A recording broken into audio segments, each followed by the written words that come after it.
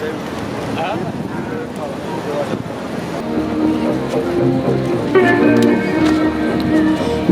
I won't back down. No, I won't back down. Well, you can stand me up on the gates of hell, but I won't back down. I'll stand my ground. Won't be turned around.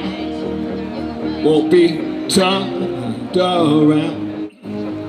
Little that keeps on pushing me round. No, I won't back down.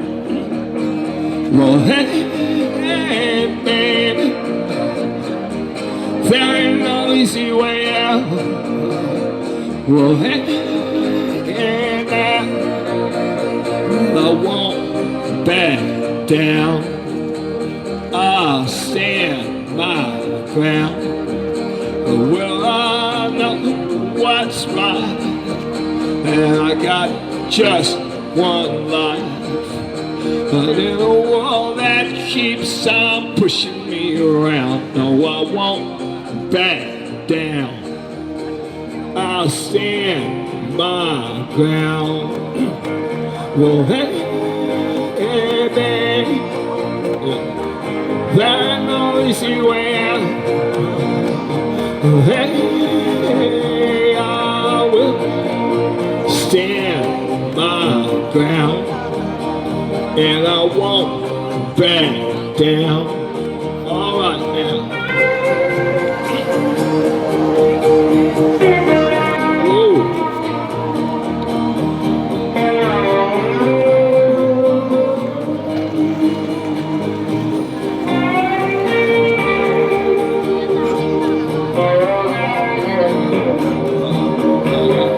Oh, hey, babe,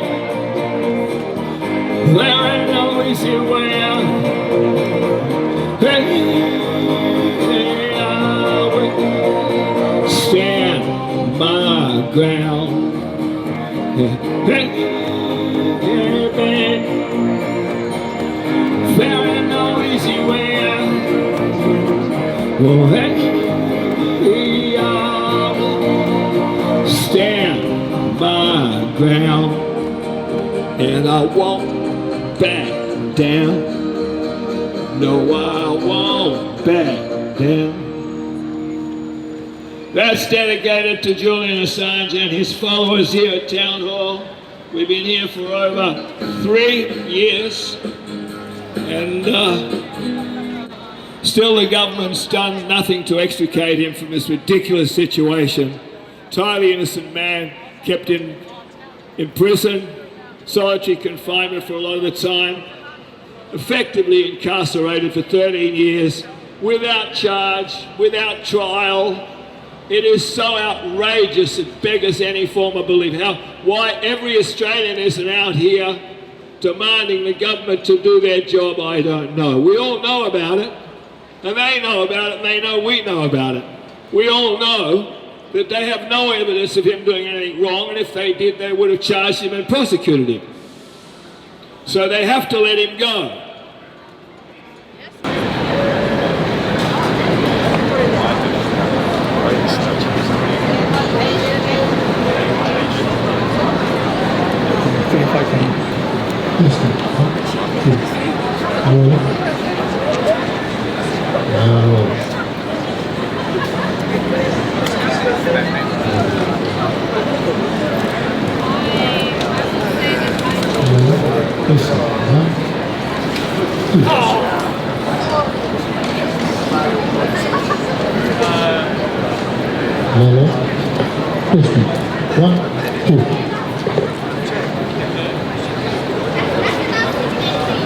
Yeah, free Assange, you know, stop the corruption, fuck the government. Please come and join us. There's going to be some great speeches. The wonderful John Pilger, one of my personal heroes. John Shipton, Julian's wonderful father, who's our architect. There is the wonderful John Pilger himself. What a hero. One of the greatest Australians that ever lived. His He's just arrived, he's going to speak.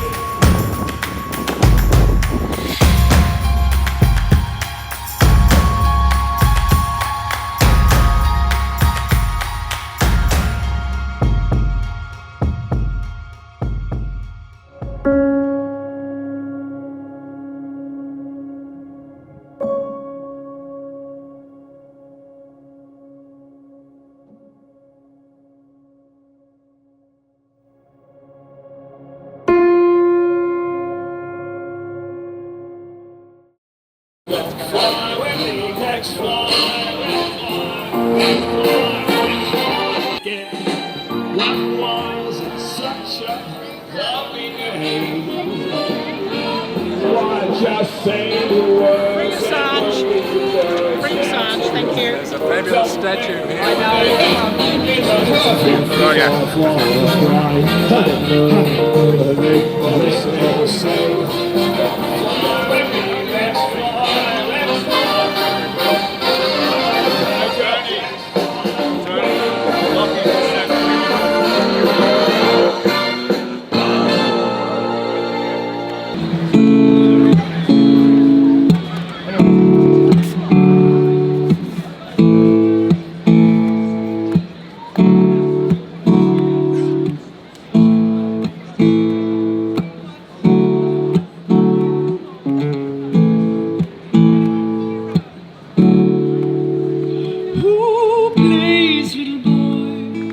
just for fun, riding our bikes in a midday sun.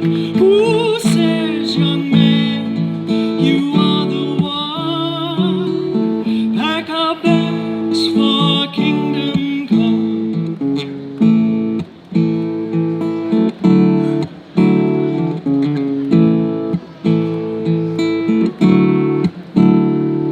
Kids played it, great southern land, living life where time began. Beach shell, bush jack, cockatoo, we saw their planes from Uluru. And if we played like this, we sing it like that, then maybe the chords will bring him back. Oh, but no, no, no, no, no, that won't bring him home.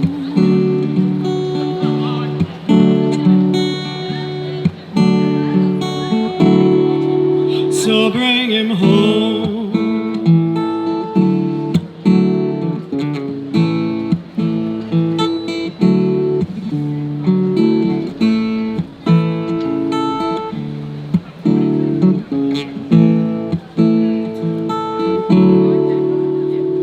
As Henry VIII did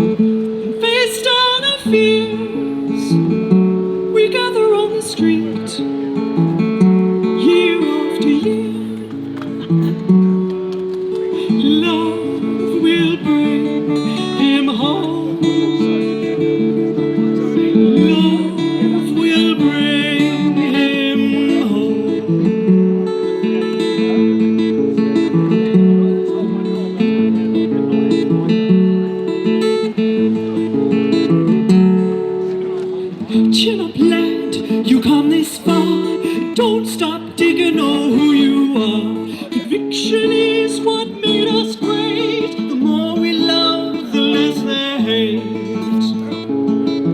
So we gather our hearts, and we gather our tears, and we gather our thoughts, face down our fears, and we gather on the street, year after year. Love will bring him home. Love will bring him home.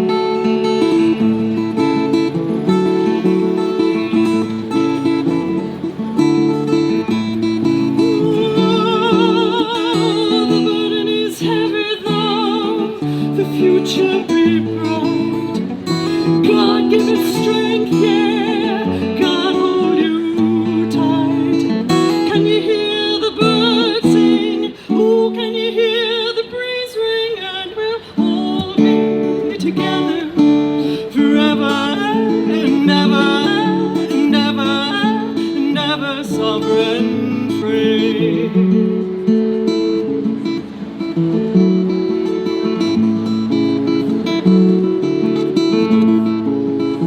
So we gather our hearts, and we gather our tears, and we gather our thoughts, face down our fears, and we gather on the street, year after year.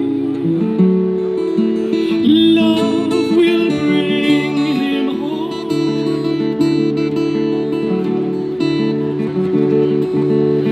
Love will bring him home. Free Julian Assange, Sydney! Get off the couch and free Julian Assange! He's our brother!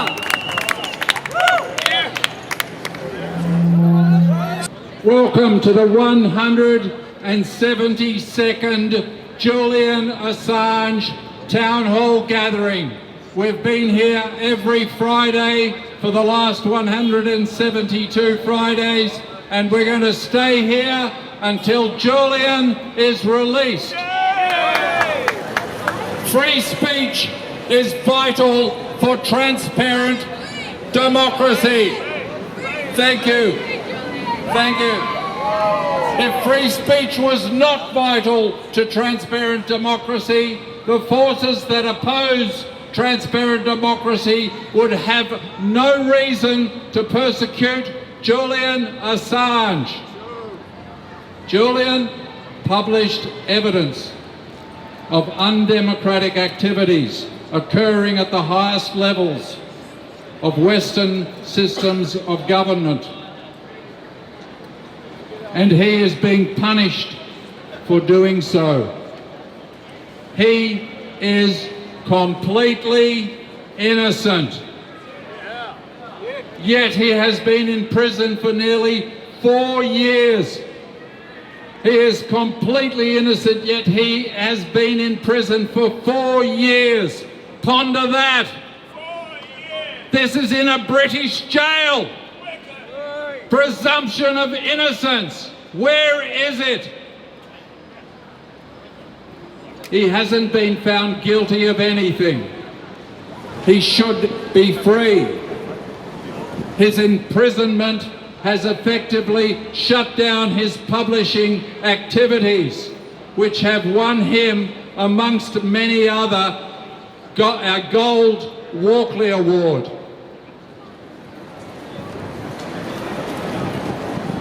Corrupt power needs to operate unseen.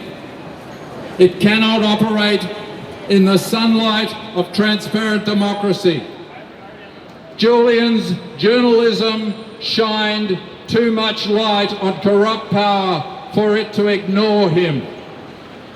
Now that he is in prison, it is left to the rest of us to continue his important work of creating transparent democracy. Every Friday, a group of independent people gather here at Town Hall to honour Julian Assange and his work. I'm going to end this speech now because right next to me, I'm handing over to Danielle, and the speeches for the Anything to Say Monument to Courage right beside me here is about to commence. So come one, come all, and don't miss this unique historical event. Thank you very much.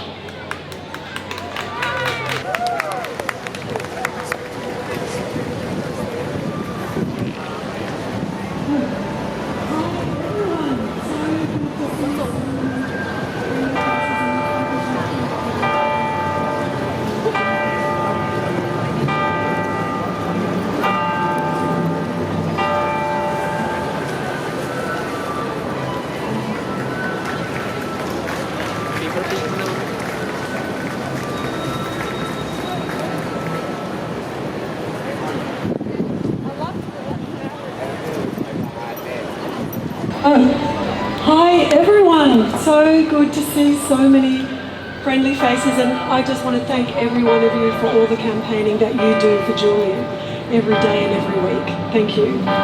So I'm going to introduce Uncle Lloyd Walker. Hi again. Nangbi Lloyd Walker. Gamarine Daralanga. Garaguguru Nuanyan Nai. Good evening, ladies and gentlemen. In open comments in the local Aboriginal languages area, I said, I'm Lloyd Walker, I'm speaking to you in Darrabul, we're standing on Gadigal land. On behalf of the Laperouse Aboriginal community, I'd like to welcome you all here tonight. I'd like to pay my respects to elders past and present. Any of my brothers and sisters are in the audience today. My grandfather's grandmother, Mary Russell, was from coastal Sydney.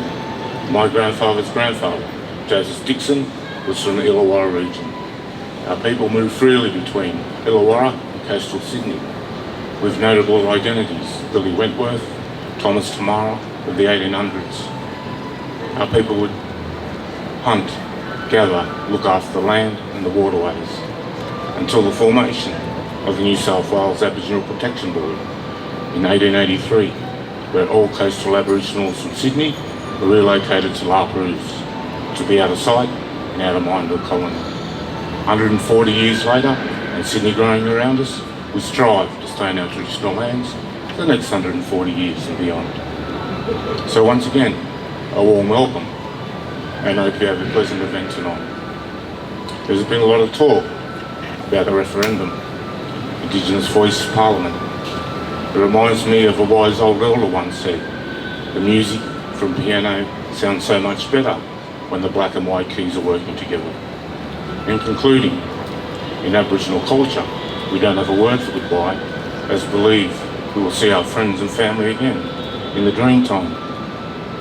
We have a Darrawal term, Nanda Wabi. Nanda for sea, Wa for the future, and Bi. I'll conclude with Nanda Wabi, and you can respond with Nanda Wabi. On behalf of the traditional owners of this land, Nanda Wabi.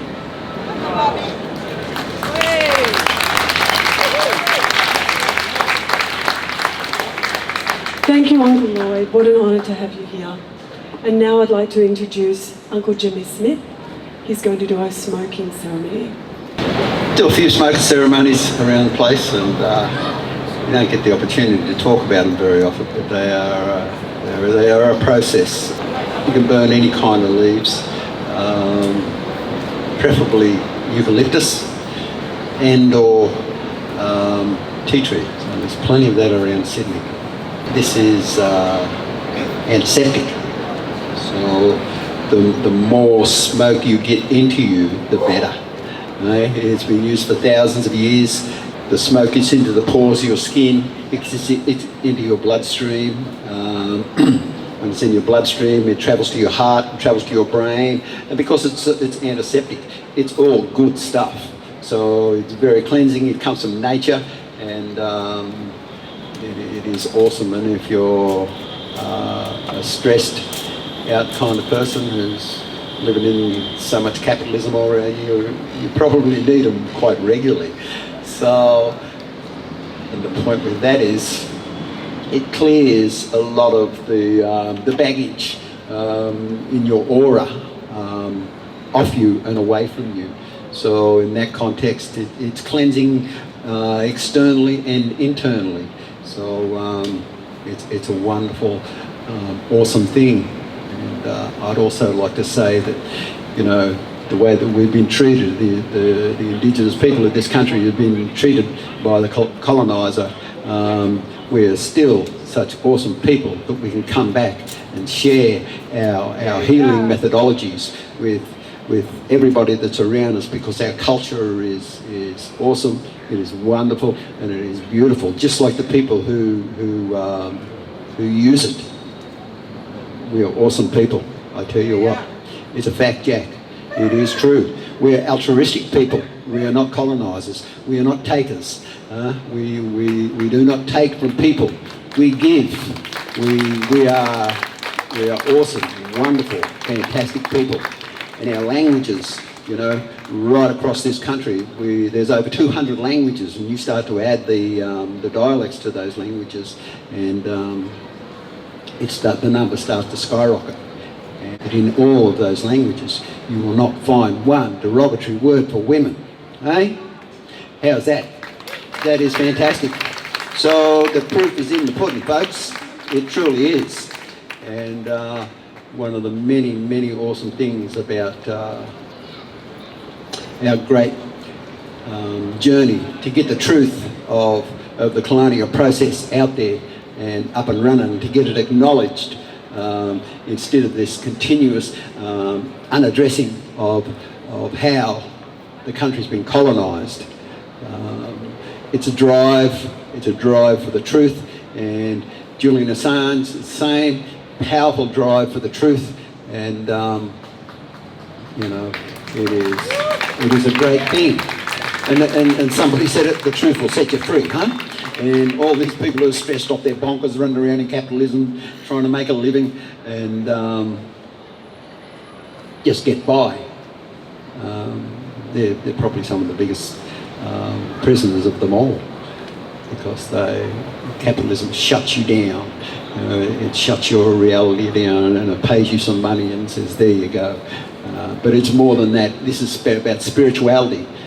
This is about your life, this is about your health, this is about your children's health, and this is about your family's health and their well-being as well. So I'm happy to be here and to be able to share this ancient process of a smoking ceremony with you here this evening. What I'm going to do is go over to the side there. I'll start the smoking happening. It should take me about 2 or 3 minutes, and then what I'll do is bring it back out here, put it in the middle, and you come around and you get yourself as much smoke into you as possible.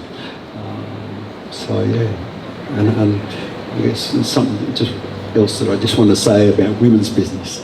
You know, they go off and they have their own smoking ceremonies as well. So it is used in healing, in all manner of women's business, let alone in men's business, and cleansing. They use it in all sorts of fantastic, awesome, wonderful ways. So I can only encourage you to step up to the smoke and get as much into you as possible. Get it into your nostrils, get it straight to your brain, because it's all good, clean eucalyptus oils that's been transformed into smoke. All right. All the best, mate. May the truth set us all free. Thank you so much. Thank you, Jimmy. Good evening, everybody. While Jimmy prepares the smoking, we'll have a song from James McBride. It's a song I wrote many years ago, but it has a lot of significance today. You know, it's because it really is about a father who's very distant and a son who's very distant, and they're trying to get together and get, you know, to touch one another, to be close. And distance doesn't always mean miles or kilometers or inches or feet. Sometimes it can be a brick wall or a glass cage. And in this case, I'm going to sing a song about Jor-El. For all you old guys, you probably all, and women, you probably remember who Jor-El was. He was Superman's father. And Jor-El spent a lot of time in a glass cage and a bottle that was preserved after his planet had disappeared. It's kind of like a bit weird song, but I'll give it a go, and hopefully it'll all work out.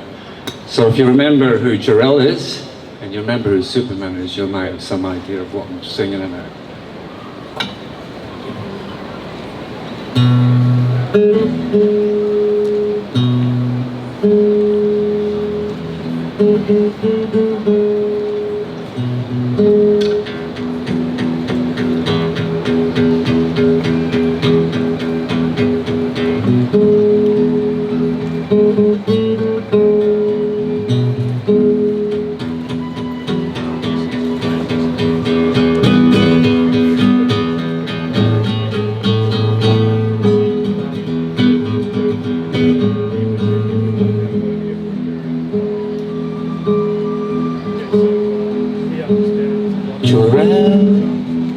This is Superboy waiting here.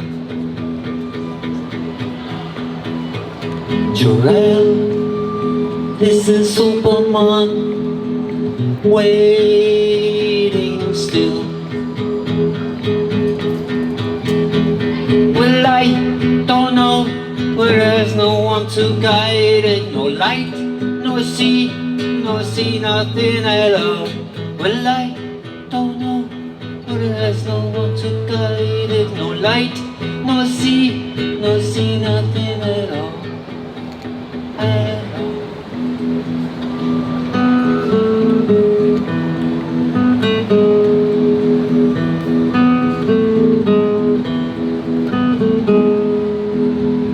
There'll be wine to water, there'll be something said. I'll be there one summer where the skies are red, and the light that shines that fearsome red, like the light it knows it glows on everyone.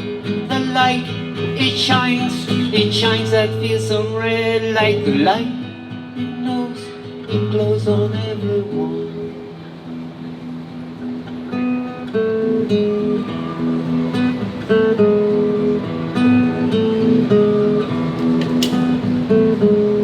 Jor-El, this is Superboy waiting here.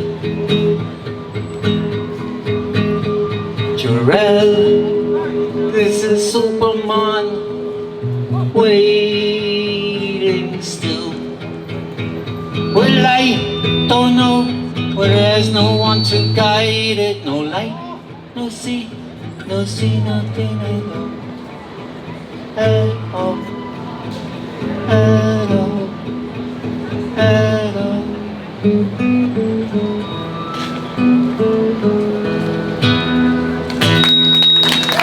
Thank you very much.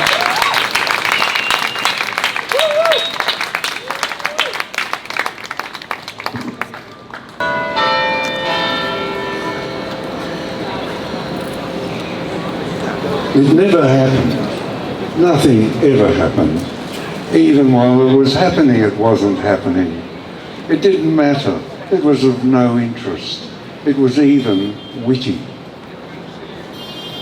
Tonight, we have 3 people here who will speak to you of what actually did happen. The first, Dean Yates, a witness to the destruction of Iraq. There, the dispatch officer for Reuters, who knew well the photographer and the journalist that were slaughtered in collateral murder, which you've all seen. Dean has written a book which will pump, and it comes out next month. June. It comes out June. Be aware that it describes, like the cables, the internal events of a heinous, destructive war that entirely destroyed deliberately an entire nation. I'll pass you over to Dean. Thank you. Thank you, John. My name is Dean Yates. I was the Reuters Baghdad bureau chief in 2007 when an Apache gunship with the call sign Crazy Horse 18 killed two of my staff, Namir Noor Eldin and Sayed Chum. That attack on July 12, 2007 was later made famous when Julian Assange published the footage that he called collateral murder. For nearly 3 years, Reuters had tried to get a copy of that tape because we knew it existed, because I'd been shown the first few minutes of the tape in an off-the-record briefing by the US military. We knew the tape existed. Reuters lawyers tried to get a copy of that tape through Freedom of Information requests with the Pentagon. Every time we were refused. And on April 5, 2010, when that tape was published, I think we all knew why Reuters was never given a copy of the tape. The tape showed grainy figures on a Baghdad street, hideous pilot banter, cannon shells the size of a man's hand crashing into men on the ground, rules of engagement that had been thrown out the window, and in an attack on a minivan that killed the Reuters driver Sayed, who had been trying to get up, who was badly wounded for nearly 3 minutes, what international legal experts described as a war crime. By publishing that tape, Julian very quickly made himself an enemy of the United States. And when that tape came out, I was actually in Tasmania on a holiday with my family. And I literally froze with shock and horror because I didn't know what had happened to my staff. For 3 years, we had tried to find out. And unlike Julian, who was trying to tell the world the truth about Iraq, when that tape came out, I basically went into hiding. I was unable to speak about it, even though I knew more about that event than virtually anyone else in the world. I didn't know it at the time, but I had PTSD. I had PTSD as a result of working as a journalist in Iraq in 2003, 2004, and other years as well. But I could not deal with what had happened to my staff, and I just couldn't face it, and so I buried it deep inside myself until 6 years later, in 2016, I became suicidal. And the reason I became suicidal was because I blamed myself. I failed to protect my staff, but I also blamed myself for not speaking out about what had happened when people like Julian did. And Julian had showed so much courage. Chelsea Manning had showed so much courage in speaking out because they knew what was going to happen to them. They knew the consequences, and yet they still did it. And here I was, not having the courage to speak out at the time about what I knew. And so that the moral dimension of what had happened to me became very hard to bear, and I ended up in a psych ward in Melbourne with coppers, veterans and others. And it was there over a period of time, over a course of 3 admissions, 3 years, that I learned that I had to make peace with myself, and I did eventually, and I forgave myself. And I stand before you now, much recovered, but because I want the world to know that what Julian did by publishing that tape was a pure act of truth-telling. He exposed the lies in Iraq, and he showed the world what was really happening in Iraq. And as John talked about in his introduction,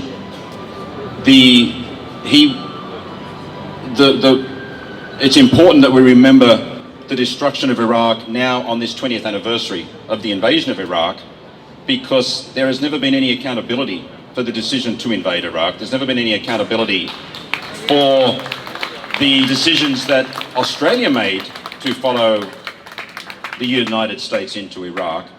And I know what it was like to live in that country. Car bombs going off every day, people's family members disappearing. Hundreds of thousands of people were killed in Iraq, and millions of people were displaced. Millions of people had to flee to Syria and Jordan. And this is a country that was destroyed. And until there is an accounting of that, I think it really is it's something that we just can't let our leaders off lightly without that accountability. And so I just want to thank everyone for showing up today. I really appreciate it, and we have to do everything we can to ensure that Julian is brought home. So my final words are, Prime Minister Albanese, bring Julian Assange home now. Thank you, Dean. Thank you, Jimmy. The smoke is there. Next we have a person who's chronicled the late 20th century in such detail and with such devotion that outside of the State Department and the Department of Foreign Affairs and Trade, who actually plan these crimes, get paid to plan these crimes, nobody knows more than the next speaker. Nobody has chronicled in depth and shown the extraordinary capacity to realise for us in film and print what has gone on, what has happened, and has been a witness to what actually happened. It actually happened. John Pilger.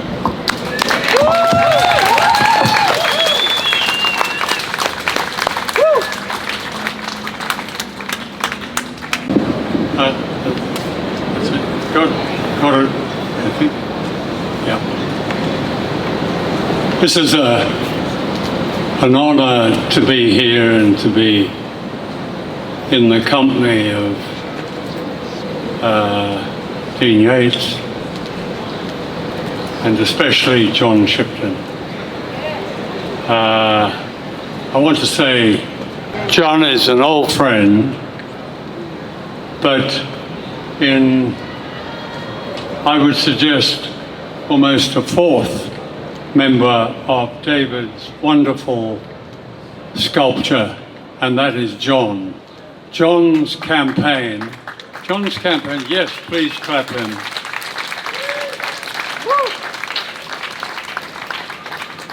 Yes, there has been a film made about John's campaign, but I've seen it over several years, and it is one of the most heroic acts I've seen and known, and I can't pay tribute more to John. His calm, steady support for Julian is utterly inspiring. So thank you to John, thank you to Dean Yates, and thank you to David for this wonderful sculpture. It's an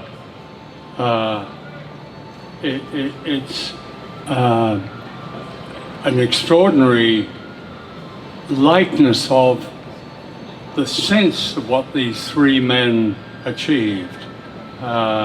You get a sense of their heroism. So to have it here in Sydney, I think itself is almost heroic, but here it is, and I, for one, am grateful. Julian has been a friend of mine for quite a long time now, since he first went to England. And through almost all of that time, he has suffered incarceration and persecution of some kind. I liked Julian almost from the moment I met him. I liked his dark sense of humor. He's funny. I liked the fact that he was sharp and not a member of the media club in any way. In fact, not a member of any club. I liked his thoughtfulness. I interviewed him at my home in London, and his thoughtful pause before answering every question produced something that was incisive and erudite, and I came to like Julian very much, and to be, I hope, one of his true supporters. I last saw Julian not long ago. It was just before Christmas in Belmarsh prison. He was in relatively good spirits. For 2 hours we talked about almost everything, but not the case. We talked about books, and as I'd sent him a collection of books, we talked about life. It almost seemed at one point, especially when he laughed, that things might be all right. Some things might be all right. But of course, that's not the case. We know that in the arcane system that has imposed itself on Julian, he is still waiting for a judge to approve an appeal to go forward. His laughter and his good spirits, of course, are a shield. When the prison guards began, I noticed this every time, began to jangle their keys, and it's their way, they like doing it, it's their way of telling you that time is up and that it's time to go. He fell silent, and normality, this grotesque normality of him in Belmarsh, returned. And when I crossed the room to the other side and was leaving, he did as he always did. If you can imagine this, he put his fist in the air with a clenched fist, and he shook it in defiance.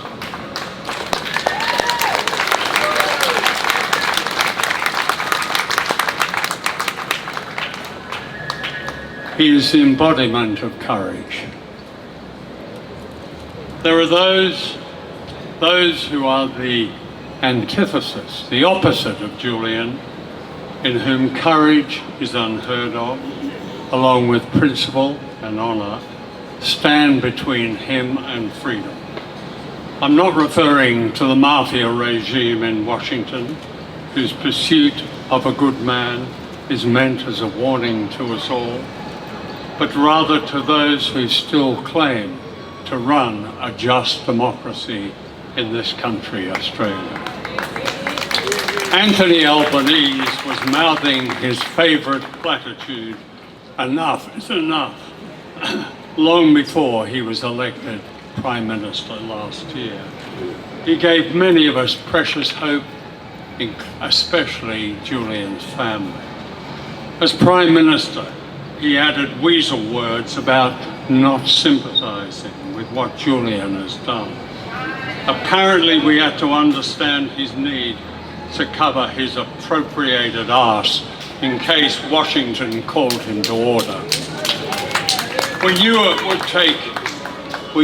would take exceptional political, if not moral, courage for Albanese to stand up in the Australian Parliament, the same Parliament which will disport itself to Joe Biden in May, and say the following: as Prime Minister, It is my government's responsibility to bring home an Australian citizen who is clearly the victim of a great vindictive injustice. A man who has been persecuted for the kind of journalism that is a true public service. A man who has not lied or deceived like so many of his counterfeit in the media, but has told people the truth about how the world is run. I call on the United States, a courageous and moral Prime Minister Albanese might say, I call on the United States to withdraw its extradition application, to end the malign farce that has stained Britain's once admired courts of justice, and to release Julian Assange unconditionally to his family. For Julian to remain in his cell at Belmarsh is an act of torture, as the United Nations rapporteur has called it. It's how a dictatorship behaves, unquote. Alas, my daydream about Australia doing right by Julian has reached its limits. The teasing of hope by Albanese is now close to a betrayal for which history will not forget him and many will not forgive him. What then is he waiting for? Remember that Julian was granted political asylum by the Ecuadorian government in 2013, largely because his own government had abandoned him. That alone ought to bring shame on those responsible, namely the Labour government of Julia Gillard.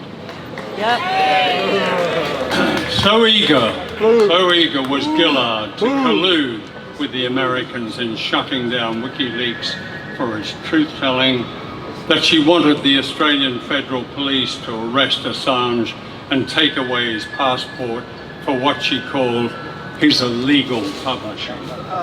The AFP pointed out that they had no such powers. Assange had committed no crime. It's as if you can measure Australia's extraordinary surrender of sovereignty by the way it treats Julian. Gillard's pantomime grovelling to both houses of the US Congress is cringing theatre on YouTube.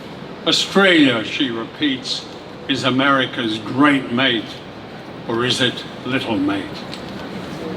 Her foreign minister then was Bob Carr, another Labour machine politician whom WikiLeaks exposed as an American informant. One of Washington's boys in Australia, Carr boasted knowing Henry Kissinger, his hero. Like other government ministers, Carr claimed that Julian was receiving full consular support from his government. But when Julian's lawyer, Gareth Pearce, and I met the Australian Consul General in London, Ken Pascoe, I asked him, "What do you know of the Assange case?" "Just what I read in the papers," he replied with a laugh. Today, Prime Minister Albanese is preparing this country for a ridiculous American-led war with China. Billions of dollars are to be spent on a war machine of submarines, fighter jets and missiles that can reach China. Salivating warmongering by the country's oldest newspaper, the Sydney Morning Herald, is a national embarrassment, or ought to be. Australia is a country with no enemies, and China is its biggest trading partner. This deranged civility to aggression is laid out in an extraordinary document called the US-Australia Forced Posture Agreement.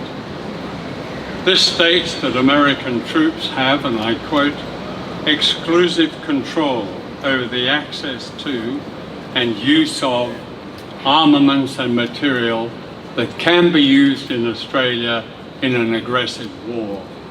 That almost certainly includes nuclear weapons.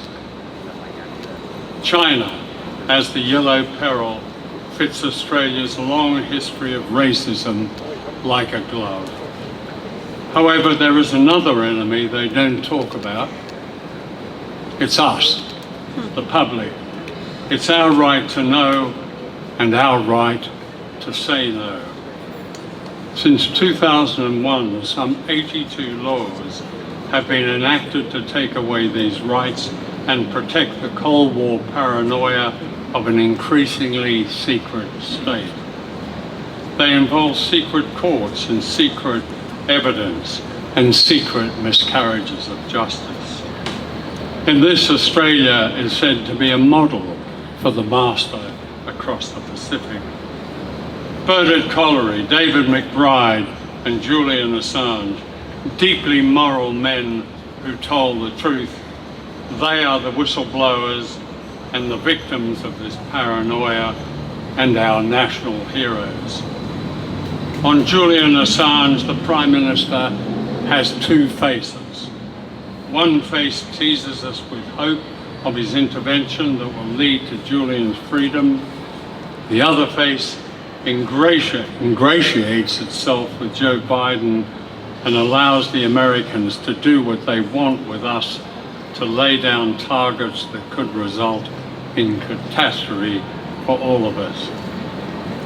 The question is this: will Albanese back Australia, or will he back Washington?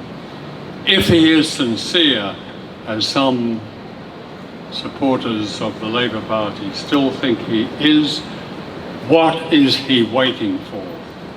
If he doesn't secure Julian's release, Australia will cease to be sovereign.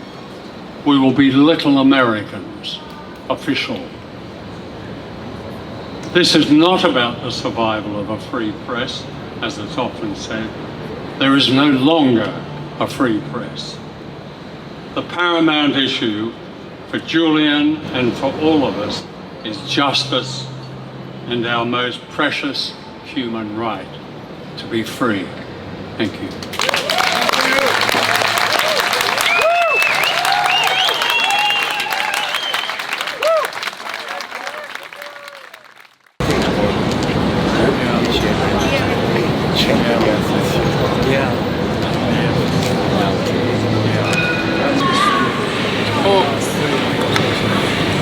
Sorry, that's going to stay.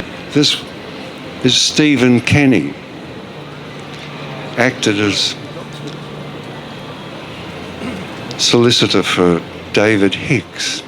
Stephen has been to Guantanamo Bay, has been in the belly of the beast and seen the effects. He is now Julian's lawyer, Australian lawyer. I commend you to listen to Stephen Kenny, and I thank, just editorialise just a second, if you allow me. I was reading Cy Hirsch's essay on Daniel Ellsberg, and he says, well, I adored him. It's not a word we use amongst us in Australia. But I have to say, I adore these men who will speak to us and who have done a life's work at immense cost. Julian, John Pilger, Edward Snowden, Chelsea Manning, David McBride, and they bring further witness. It did happen and is happening. Stephen Kenny.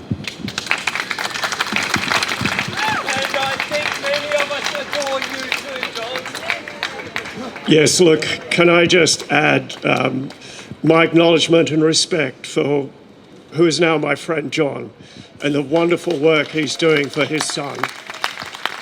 I mean, Julian can be truly proud of him and know that he is really doing everything he can. The amount of work that he does is just incredible, and I'm so glad to be able to be part of it and to know John. And I'd also like you to give another round of applause for John Pilger as well. I mean, how true was all of that? And so there's no need to repeat it, but I'll talk a little about British justice. And my ancestors who are Irish knew about British justice, but I'll just tell you what Julian's facing. He had his first hearing in 2020, and now, it is only now that he's actually able to appeal the bits that he missed out on appealing and the rulings that were made against him. I guess it's the clock telling him it's time to speed up this process. He won the first round. The Americans appealed. He couldn't cross-appeal because the court's procedure didn't allow it. So he had to wait until that was heard and a decision was made sometime later, and then the Minister for State agreed to his extradition, and only then could he reappeal. And he did, and he has. And in November, he filed all the documents he needed to. And it's only an application for leave to appeal. So some judge has got to just look at the papers. There's no hearing required. 5 months later, there is no response. I mean, seriously, what is going on here? It's just a symbol of what's happening. But you need to take in mind, this is why we need to keep up the momentum. You need to keep supporting Julian, because if he gets leave to appeal, there'll be an appeal hearing in 6 to 9 months, and then there'll be a judge who will sit on it and think about it, and another 6 to 12 months will make a decision, and then the Americans will probably appeal because Julian should win his appeal. And so we're looking at 2, 3, 4 years before his legal process is to be completed in the UK, before we even start to go to America, and that's years. So you all know this is a political prosecution. It requires a political decision. And our Prime Minister has effectively made a promise to the Australian people he will bring this to an end. And I say to the Prime Minister, enough talking is enough. We need some action now.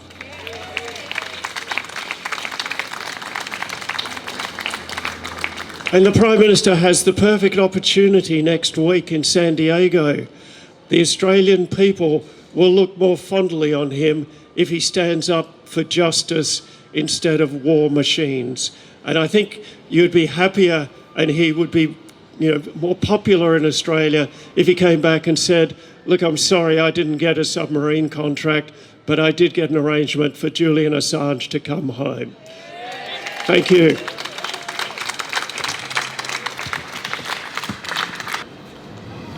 Gather round a bit. I have to editorialise just for 2 minutes they've given me. There is proposed that there would be a submarine base in Fremantle. Equally proposed that there would be another submarine base in the Brisbane River. There was during the Second World War. A nuclear submarine, an SSGN, carries 24 ICBMs or 24 TLAMs, cruise missiles. Each ICBM carries 7 re-entry vehicles, nuclear tipped. 7 times 24, one submarine based in Fremantle of atomic bombs. The same in Brisbane.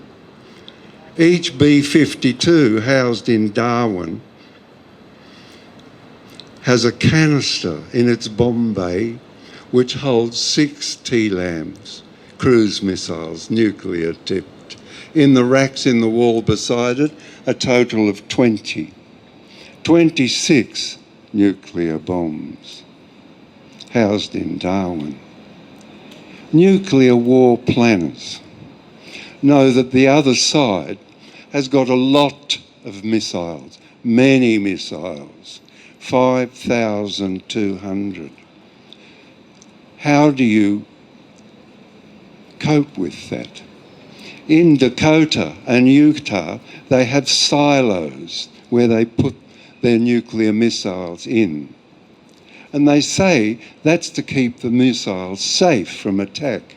What it actually is a sponge to seduce the opposition war planners to fire all their missiles, not all, a lot of missiles into the sponge in order to destroy the silos. What do you imagine the planners in China and the Department of Defense in the Pentagon calculate about the B-52 bombers in Darwin, the submarine base in Fremantle, the submarine base in the Brisbane River? What do you imagine they calculate?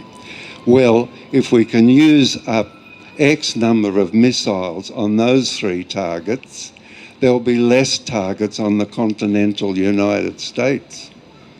That's the reality of nuclear war planning that our Department of Defense is not so innocently, for I'm sure they've got brains. I'm sure they understand salvos. I'm sure they understand leakers. That's the salvos that get through. They understand all that. They learn the maths at the University of New South Wales campus. We used to call it Duntroon. They learn those things. They have that knowledge. And we depend upon men like Peter Cronau. I'm putting Peter on the spot here deliberately. Julian Assange, Chelsea Manning, John Pilger, David McBride, Bernard Collery. We actually, our lives, our future depends upon the courage of those gentlemen to reveal to us what I've just spoken about. And not only to reveal to us, but help us face the actuality that some people in the Department of Defense in the United States and the Department of Defense in Australia know these things, know the maths, do the calculations, are aware of it. Anyway, my 2 minutes are up. And so the next speaker is the artist Davide Domino.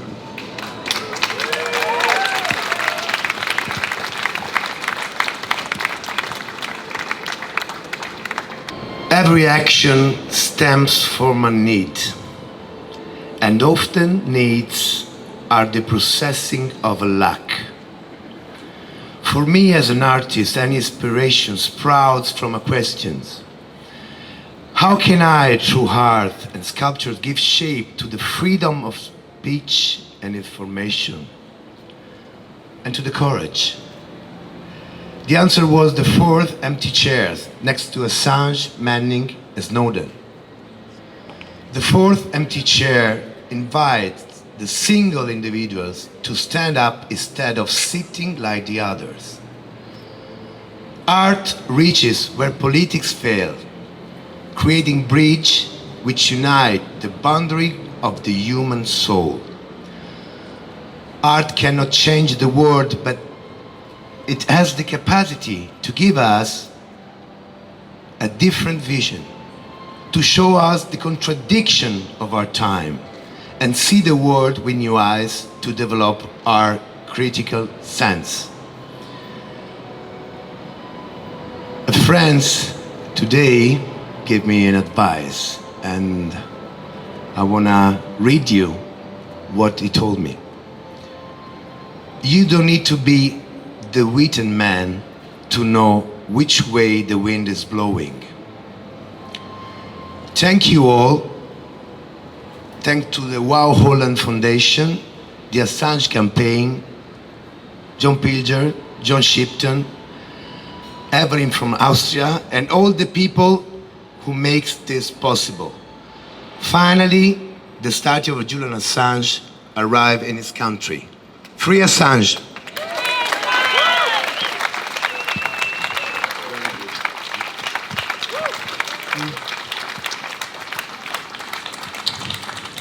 We have two more for you. One is David McBride. He brought to us actually editorializing it a little bit again. It's my belief, firm belief, that the end of the war in Iraq was begun by the revelations in the cables, 250,000 Department of State cables, and the 400,000 Iraq war logs. It's my belief that the revealing began a process of the ending of that war. It's also my belief that David McBride's revelations in Afghanistan began the panicked end of that war. David McBride.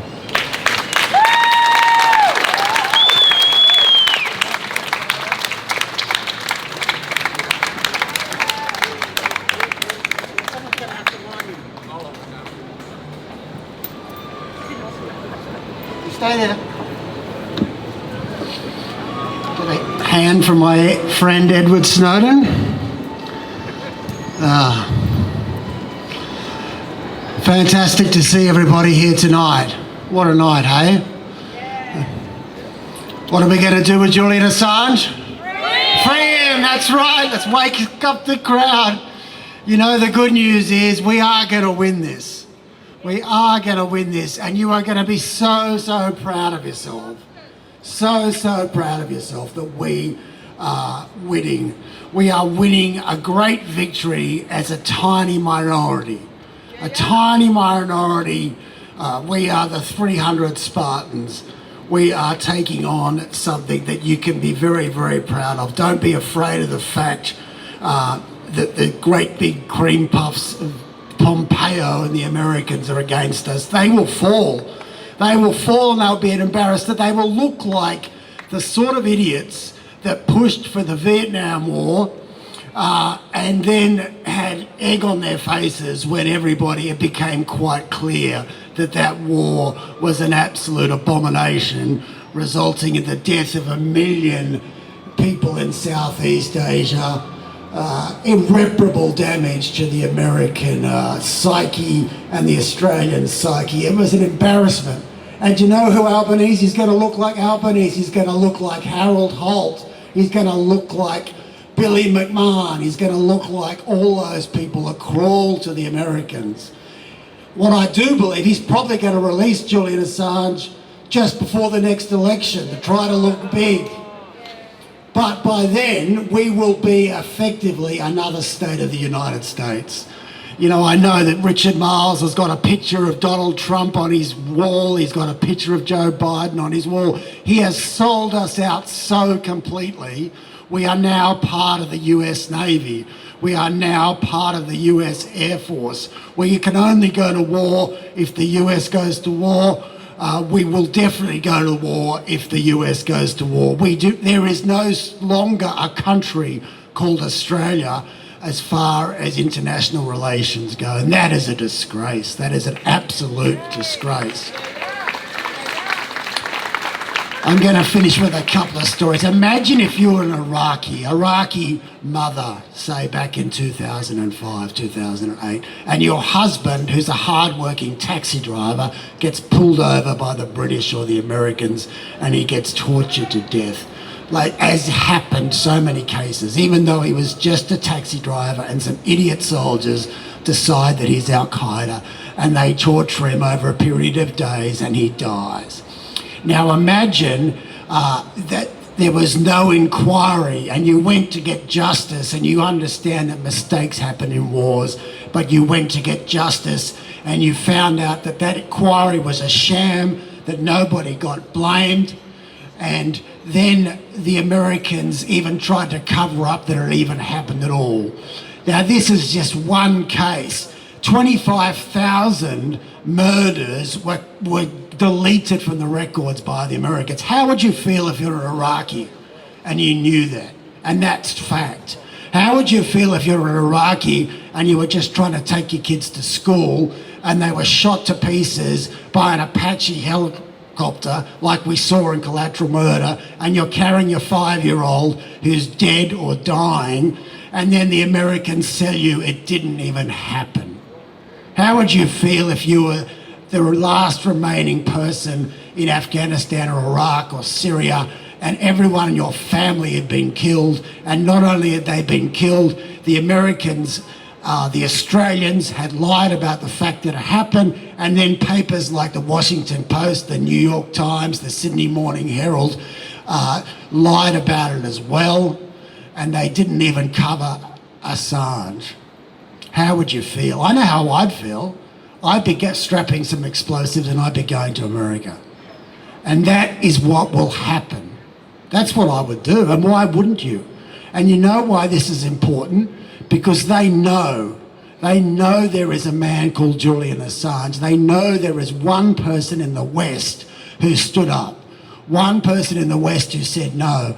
One person in the West who didn't do anything except expose the truth of what went on in Iraq, and that was enough. It was so disgusting, it was so despicable, and it wasn't just the Americans, it was all the lackeys, it was the Germans, everything, the diplomats, it was lies. Everything about the Western way of war was a lie.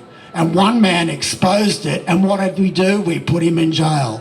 And what did the Sydney Morning Herald do? They said nothing. The Washington Post, the New York Times, they're complicit. The future of the world, it's not an exaggeration to say the future of the world depends on this case. If we let Julian Assange die for exposing war crimes, death, murder, lies, what do you think is going to happen to someone who tries to expose a mass murder? Say they decide to go and kill a nationality, say in East Palestine, they just kill everybody that's a witness to the terrible thing. They just murder them all. What's going to happen to the whistleblower? They're going to get killed. They're going to get put in jail. They're going to be charged under the Espionage Act. If we don't stand up now, there'll be thousands more Julian Assanges, and there will be no justice. There will be no justice if we don't stand up now. Now, you're all doing that. You're all doing that. Now, 250 years ago, white people came here, we started a settlement not far from where we're standing. Obviously, for many, many unlimited thousands of years, there were already people here, and I believe their magic is here with us today. Australia, my ancestors were convicts. My grandfather fought in the Second World War. I often think, what would they want us to do? What would they want us to do? People who came and fled from Europe. They could have gone back to Europe. They didn't want to go back to Europe. Europe was corrupt. Europe provided no chance of a decent life for someone without money and someone who wasn't prepared of a life of crime disguised as establishment action. This country gave us a life. This country, my parents got scholarships. They were the first people in their family to get to university, and I imagine many people here are the same. This country is not the United States. Richard Marles is an idiot if he thinks we have shared history. We have a very different history. We are not based on slavery. We are not revolving around guns. We are a different country. We stand for truth. We stand for no bullshit. We stand tall in the face of adversity. We don't bow down to other countries. It's ridiculous that now the China hysterical people running around like chooks with their heads cut off their head, they say, okay, China's not going to invade us, but they're going to do industrial invasion. They're going to bring their corporations here, and they're going to influence our politicians. They say that with a straight face when all our politicians, all our corporations are completely owned by a foreign country already. And it's despicable and it's disgusting. You people are standing up to it. This is Australia. We don't want to be American. If we wanted to be American, go and live in America. And we need to stand up to the people who say it's okay to put truth tellers, to put people who stand up for dead Iraqis, stand up for law, stand up for justice. The country that says it's all right to murder whistleblowers, we say no. I'm standing in trial and I'm happy to go to jail. It will probably be the only way I'll get justice because this government is so bent. We are so beholden to the Americans. But I'm going to go to jail, and I know when I go to jail, everyone here is going to support me. Everyone here is going to support my children. I'm not just talking, I'm living by example because it means so much. It is so damn important. I've got 15-year-old kids, just like most people here, if you're not young people yourselves. What sort of world will we leave them if we leave it where whistleblowers, anyone who speaks up about corruption, anyone who speaks up about murders, anyone who does the right thing gets chucked in jail? What sort of a dystopian, disgusting world will that be? It's not good enough for our children. It's not good enough for our ancestors. We stand up for justice. Our enemies only care about money. They would sell Australia for 100 billion. They would drink our blood if they thought there was a good return on it. They hate us. They have fooled us. We are here and we will beat them. The great thing is we will beat them because we are right. And whenever people are right, they end up triumphing. I always, when I think of Julian, I think of a guy called Tyndall. Tyndall was a churchman who decided, quite rightly, he couldn't believe that the priests of the time in the 1500s wouldn't let the normal people read the Bible. And they would tell them what was in the Bible, and Tyndall would say, well, that's not actually what the Bible says. And they'd say, shut up, you don't understand. It's more important that we put out our doctrine than what you tell them what's actually in the Bible. Now, Tyndall made a point to say, I'm going to let people know the truth. And he translated the Bible into English. And you know what they did? The state killed him. The state killed him just because, like Assange, he wanted the people to know the truth and they did not want. So people in government, you are the people that would have killed Tyndall. The Henry Yates, hideous courtiers that wanted a pay rise, and they killed Tyndall. And a couple of years after Tyndall was dead, his Bible became the official Bible. But that's the sort of situation we're living in. They can't handle it. They can't handle anybody exposing the truth. But the truth will always win, just as it did in Tyndall's case, just as it has every other case. So be proud of yourselves. Be proud of yourselves for turning out here, day in, day out. It's not popular. A lot of people don't like Assange. It's made up on very spurious grounds. But you are right. We are right. We will win, and you will be so, so proud for the legacy you leave for your children because you stood up when people had to stand up, and most people didn't do it.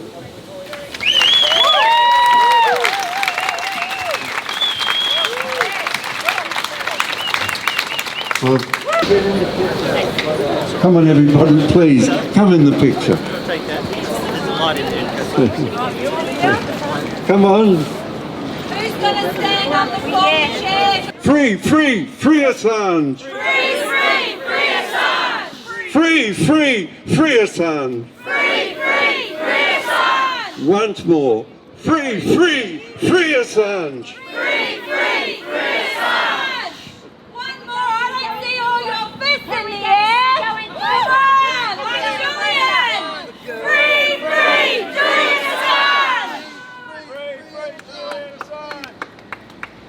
Assange. Free Assange.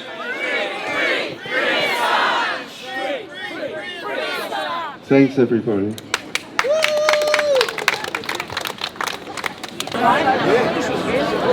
so it's very effective. I've got your number. Free Assange. Free Assange, mate. Truth. That's the one. Oh, then I want this one. Hang on. That's great.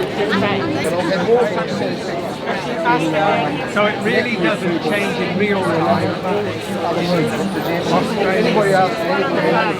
This song. Free Assange.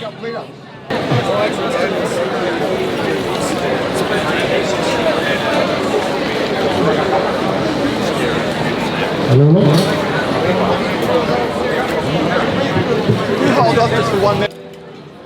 But we're here for Julian and John and Chelsea.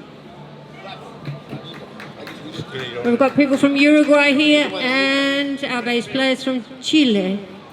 And I'm from Newcastle. Sí.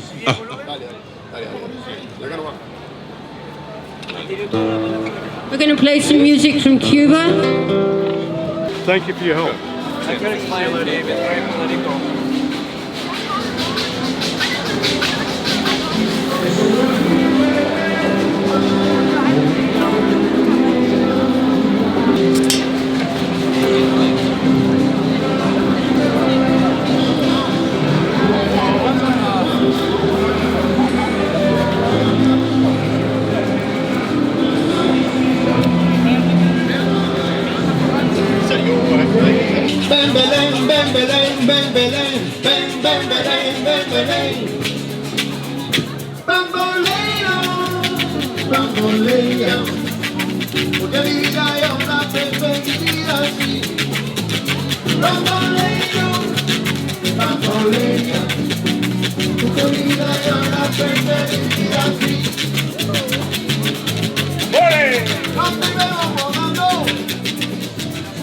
In the fight for transparent democracy, there is a great need for unity.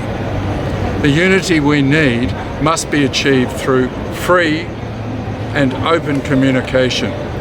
We must recognise that some people are going to dislike what others say, but the big picture is that we all need to be able to handle others having their say if we wish to have our own say. That is what democracy is all about.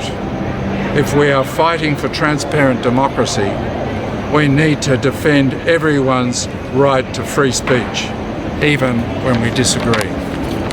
Free speech is necessary for establishing truth. We need to establish truth because truth fosters unity. We may not agree on everything, but if we can collectively determine important truth, like the fact that we all need transparent democracy, we will have a strong basis for unity.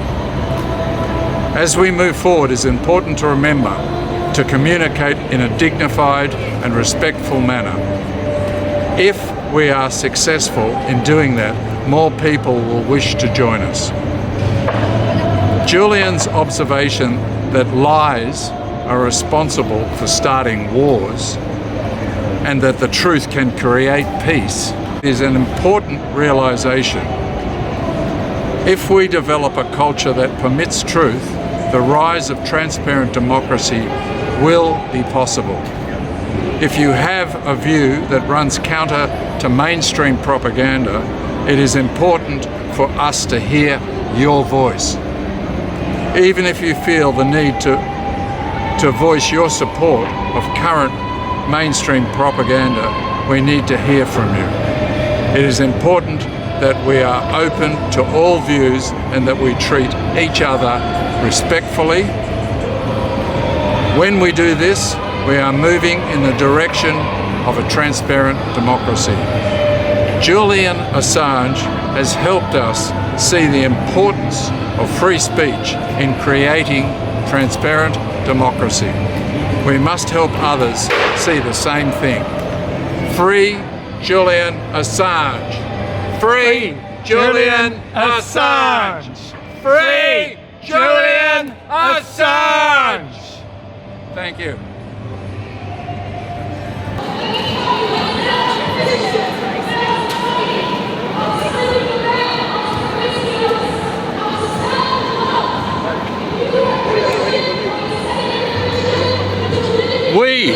who stand here together, united for truth and freedom, build each other's courage upon this magnificent monument. Thank you.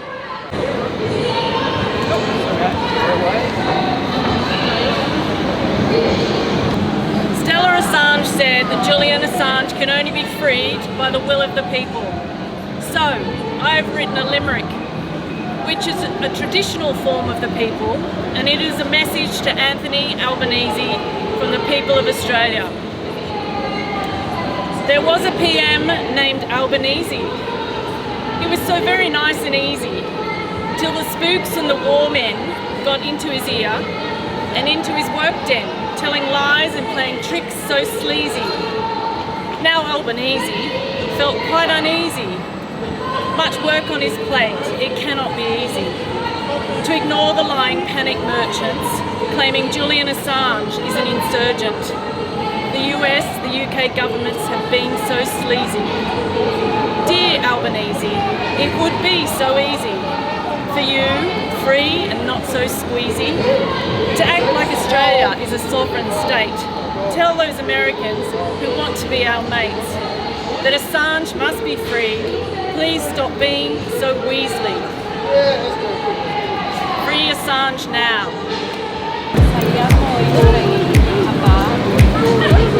I'm going now, Tony. You're going to have a rest. You've been working hard all day.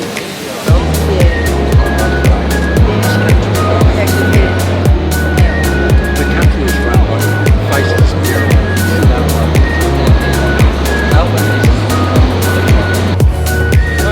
Assange, Canberra.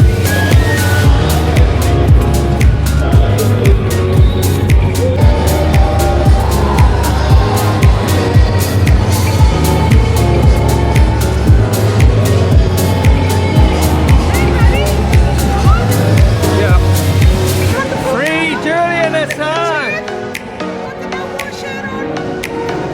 It's not the best light, but it's fine. Can't take photos of black fellas in the dark.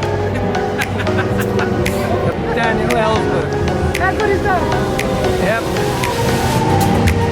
Very good. Thank you. Thank you. We are all Assange.